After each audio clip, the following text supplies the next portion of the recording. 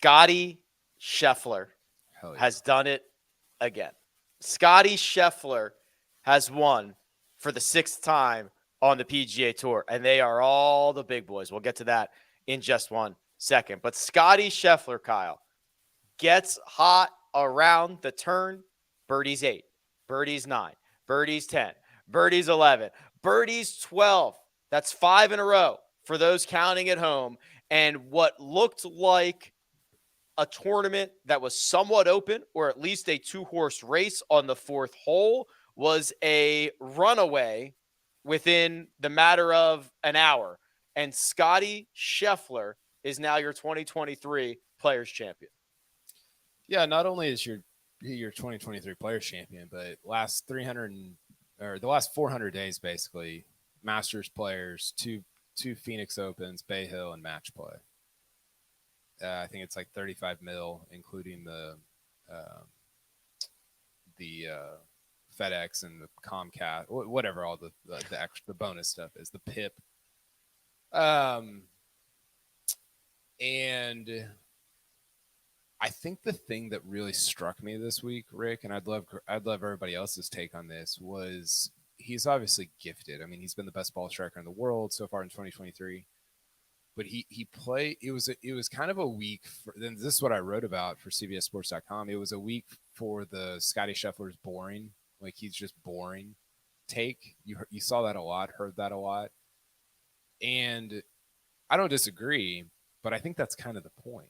Like, he plays very boring golf. He leads the planet in. I think Azinger said he led the PGA Tour in greens and regulation last year. His dispersion is tight, but he moves it to the proper side of the fairway and the green. And he just, I mean, you can't get much more boring than right at field average in putting, right, Rick? Like, that's just, he doesn't try to hit crazy shots like JT. He doesn't, hit these drives like Rory or Bryson. He certainly doesn't look like Spieth. I just think his boring golf and his like even keeled demeanor is what makes him who he is. And now you can't be like Ben Griffin and play boring golf. Like, you have to be super gifted. But I think to combine the giftedness, I mean, it reminds me, Greg, of the way that Jack and Tiger played. Like, they didn't try to hit. I mean, they could pull off shots. I have the quote. It's like, Jack Nicklaus said, "I believed in myself, but I also didn't trust myself." And you're like, that's the whole deal. Like, that's how the best players ever played, is you have the self-belief, but you don't trust yourself to pull off every shot, because that dispersion, even though it's narrower than most, it's still wide enough that you're going to get yourself into trouble. And I think that's what really struck me about the way Scheffler played TPC Sawgrass this week. There's a great wisdom in that, in understanding that at my very best, I only have so much control over where this golf ball ends up. Yeah. And when I hear you talk about that, Kyle, and I was thinking about this watching him play, I just think Ted Scott has been a huge asset to Scottie Scheffler's team. Ted Scott, of course, came on last year before all these wins happened, and they played the right shot. That's all it is. They don't try to do too much. Just because he practices something doesn't mean they have to play it. It doesn't mean that just because you have learned how to hit a big rope hook like JT, you're going to pull it out 4 times around. He's not lured in by the shiny new toy, if he even has one. I don't know that he has one and doesn't play it, but he has more shots than he plays. Yes. He plays the highest probability shot over and over. It's just so funny to me that he's considered boring in a lot of ways, because before he won, especially in the DFS community, he was a big time birdie and eagle maker, right? He was always the guy that's scoring more fantasy points than he is than his finishing position, because he makes so many birdies, and he does make a ton of birdies, but he goes about it in a systematic way, and he doesn't take on too much risk. He's patient. He is very trusting of his game.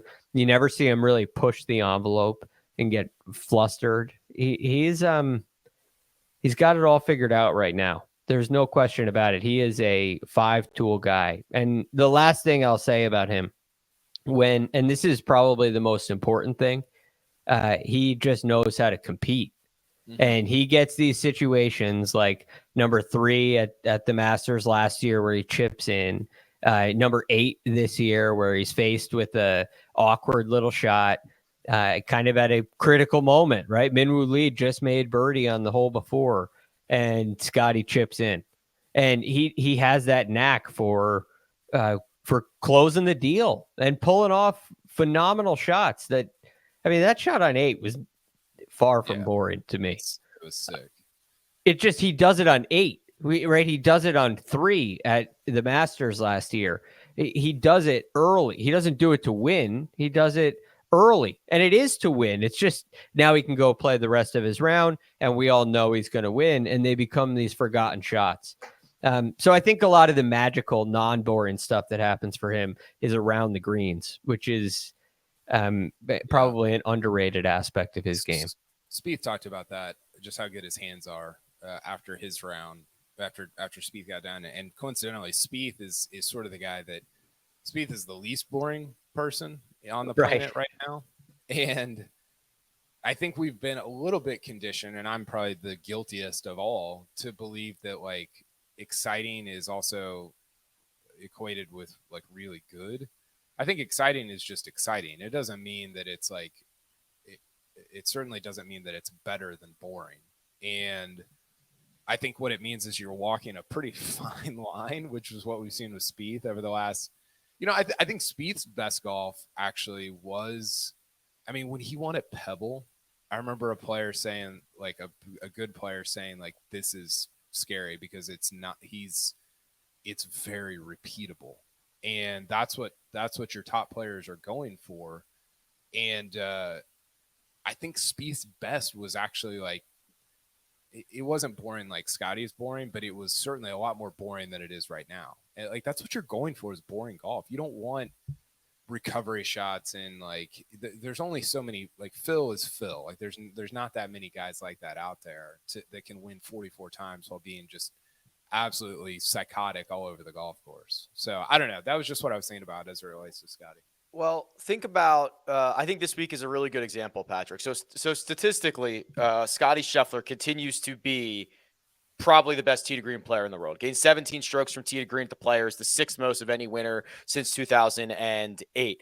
The other thing that he did that really showed this week for me is what Greg was talking about, like how good he is around the green, right? He was 4th around the green, and there were a lot of shots all week long where guys would hit chips or hit these around a green shots and leave themselves 6 or 7 feet. And it's just this constant stress. It's this constant being on the knife's edge that when the margins are already as small as they are at TPC Sawgrass, you're putting yourself in more small margin, high leverage spots. And Scottie never does that. He made 5 bogeys all week. Like he just removes a lot of the stress, which I think is why, like when Kyle says boring, like I think like the no stress aspect of Scottie's game is pretty boring, because even when he hits one sideways, it's a very good chance he's going to be able to get up and down. There's a very good chance he's going to be able to extract himself from a difficult position. You can lead. It's sick to lead the tour in greens in regulation and have a short game this good, right? Because then when you miss, you're like still one of the best. Like it's stupid. I think through 2 rounds before Tom Hoagie kind of went nuts, he was leading the field in strokes gained tee to green by 4 strokes over Gary Woodland. He was in second. But I'm trying to wrap my head around you guys thinking Scottie Scheffler's game is boring. I don't necessarily think that. I'm just saying that was sort of the kind of online narrative this week. I think, maybe his personality is a bit monotone. I've certainly said that before. He's tough to get a quote out of. He always just says it's fun whenever he wins, which I can only imagine. I bet it's a ton of fun, especially when you're cashing $4 million. But the way he drives the ball, it seems like, Rick, you just said it's a razor's edge there at TPC Sawgrass. His feet moving around, you kind of wonder, like, how the hell does this guy square the club face at impact with his feet just dancing? And then, like Greg said, you have those moments. 3 at Augusta after Cam Smith birdies the first 2 holes. Today on the 8th hole when Minwoo Lee just birdied 7. At the match play, I think against Kevin Kisner, he had a hole out late in that match as well to kind of seal the deal. His ability to rise up when the moments are like the sweatiest, they should be the most tense. His hands shouldn't have the feel in them that they have at the moment. And then it's just boom, chip in, boom, bunker shot hold. And I don't think that's anything close to boring. And I get it. Like the statistics are boring and it's good. That, like, you want to play boring golf, like KP said, but his ability to rise in these moments and kind of his swing with the driver is just extremely intriguing to me. I guess one other thing that might make it boring is the way that he won the Masters and it's not well, it's like those ads you always see like on the bottom of like websites that are like broadcast executives hate this guy, hate this one secret, and it's like Scottie Scheffler just winning by 6 shots, right? Because well, we know that he's gonna win, and I found myself thinking, okay, well, it's TPC Sawgrass and anything can happen, but it's Scottie Scheffler leading the way. I mean, even if it's Rory McIlroy, it's TPC Sawgrass. If it's John Rahm, I probably feel very similar to what I do with Scottie. But there are not very many guys that you feel like you can say it's over on Saturday night at TPC Sawgrass. I mean, we've seen so many leaders of this event shoot 78. It's happened in the blink of an eye, but everybody knows that's not going to happen with Scottie. And so maybe that's a boring aspect. Kyle, I'll loop back to you here because you rattled him off earlier, but I do think it's worth highlighting again. So now, within 13 months, here are the 6 wins: Phoenix Open twice, Arnold Palmer, WGC Dell Technologies match play, the Masters, and now the Players Championship. These are the elite of the elite events. This is no longer a heater. This is something else that I don't have adjectives for.